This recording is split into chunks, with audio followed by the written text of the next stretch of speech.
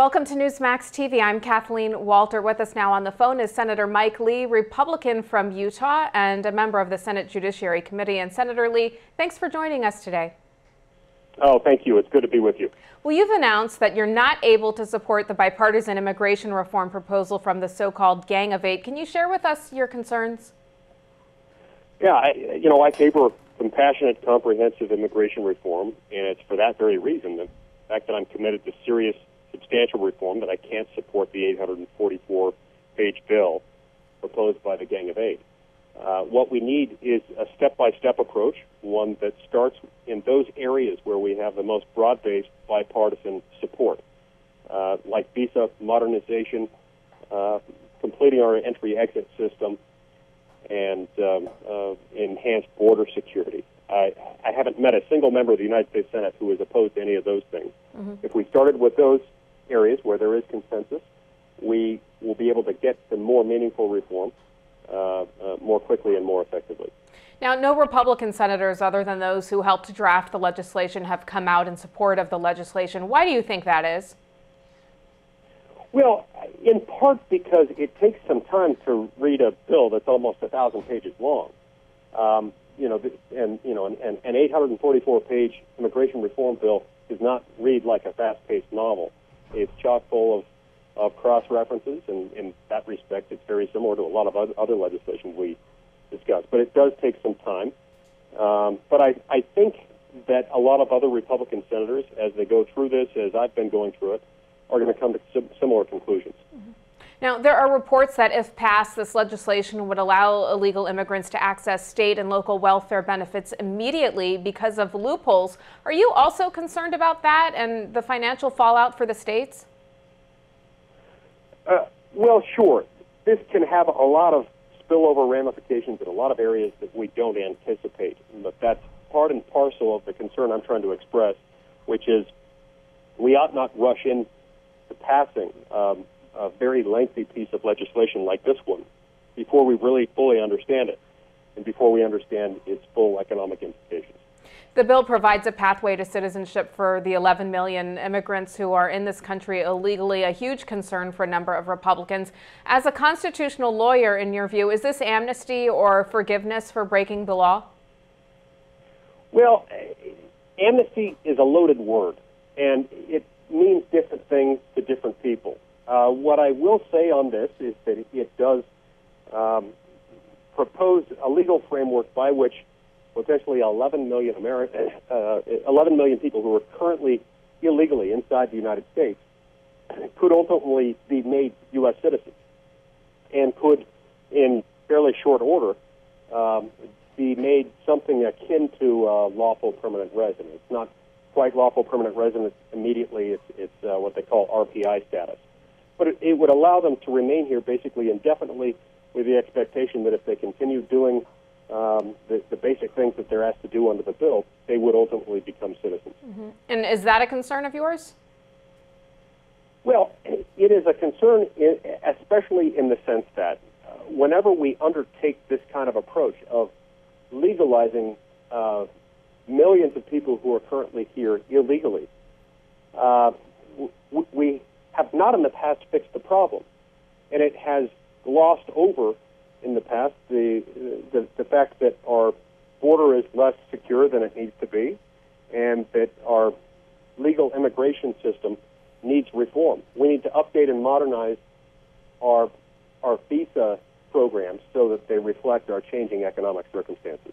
The president has signaled that he would sign the Senate immigration legislation today. It's expected to pass through the Senate, but in the Republican-controlled House, a bipartisan group there is also working on immigration reform, and it's expected that the House plan will have a tougher path to citizenship than the Senate's legislation. With both chambers not seeing eye to eye on the question of amnesty, could that lead to the demise of immigration reform legislation this year? It could, but we're still early enough in the process that it's very difficult to predict whether it necessarily will.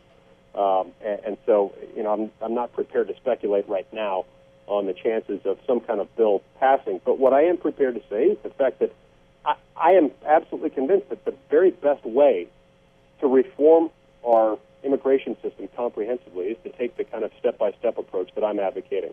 The approach that says let's where there's the greatest degree of broad-based bipartisan consensus.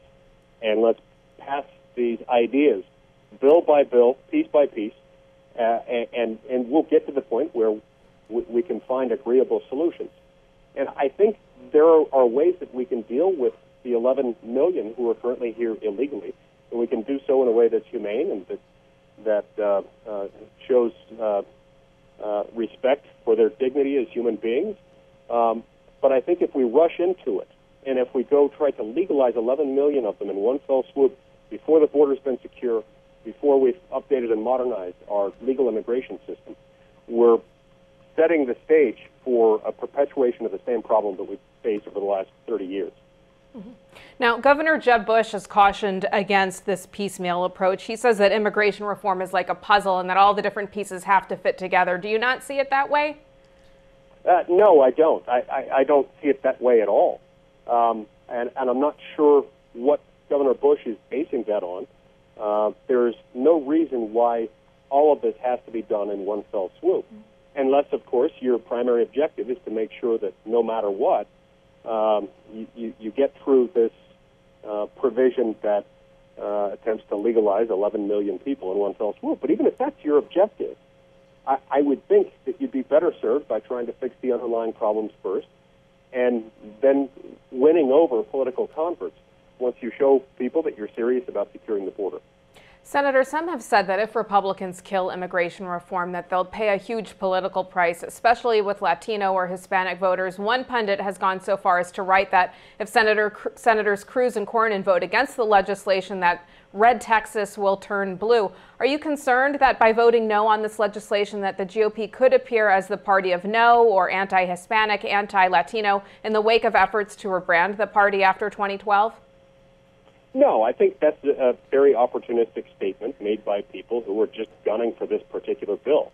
This is a common argument made by people who want to scare rather than convince individual elected officials into supporting a particular legislative proposal. It's not an accurate argument, and it certainly isn't a persuasive political tactic. All right, let's switch gears real quickly. The Senate Judiciary Committee has approved the Leahy-Lee Electronic Communications Privacy Amendments Act to prevent the government from invading Americans' emails, texts, social media posts, and other electronic communications. What can you tell us about this legislation and why is it needed? Well, this bill would eliminate the outdated 180-day rule that calls for different legal standards for the government to obtain substantive email content from your email account, depending on the age of the email.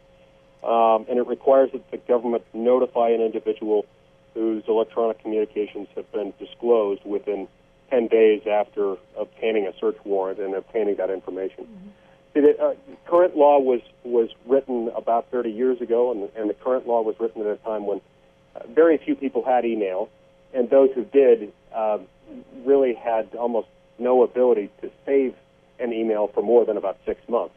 And so it didn't take into account the world in which we now live, where people use email as a very important, perhaps primary means of communication, and the fact that so much of our private communications are now done electronically. So this just tries to bring the law up to date and into the 21st century. Senator, last question for you. A recent Fox News poll asked Americans if they're willing to give up some of their personal freedom in order to reduce the threat of terrorism.